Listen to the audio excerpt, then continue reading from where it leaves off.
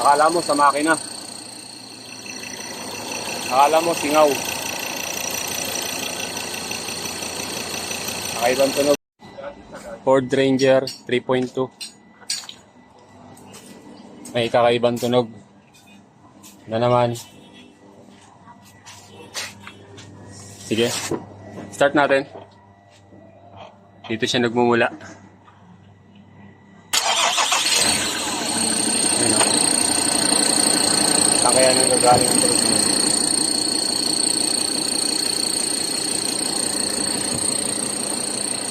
Bali, binasana natin yung belt.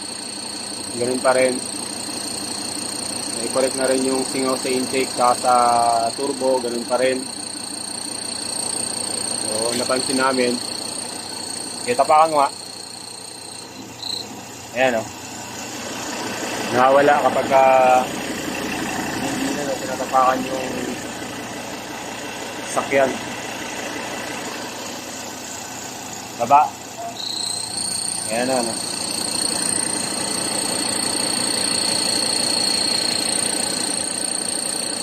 Akala mo sa makina. Akala mo singaw. Nakaibang tunog. Tahirapan na naman. Ito. Okay, tapos tapakan mo ulit sila. Yan. Nawala na naman. Pag tinatapakan, nawawala.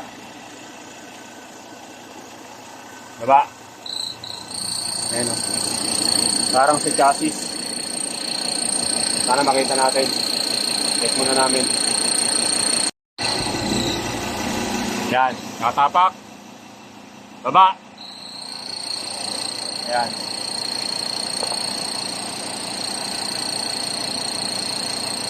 Tapak ulit. Ayun. Nakawala. Ito yung naging dahilan. Baba. Baba sila. Ayun o. Buka natin ito ha. Oo. Ayun o.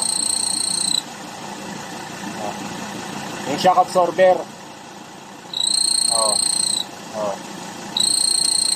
Oo.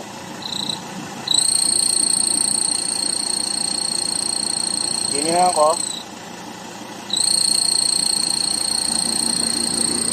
Patayin mo dyan, patayin mo. Yan. Kasugayin mo. Yan natin kung may tunog. Oh.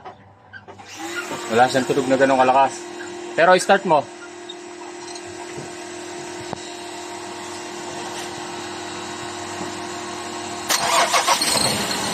Ayun o. Pag hinawakan ko to. Ayun o. O.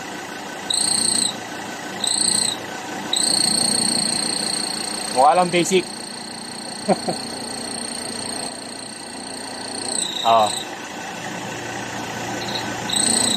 Pero pag pinatakbo mo, wala kang mararamdaman. Oo. Huli na. Okay na. Huli na. Mukha lang basic. Ayan. Matapos natin pihitin. Baba ka muna dyan, o. Ayan. Wala na siyang tunog. Pinihit lang natin yung nut sa ibabaw. Ayan o. Yung nut sa ibabaw, pinihit lang natin. Wala na yung tunog niya. Sige, ugayin mo nga.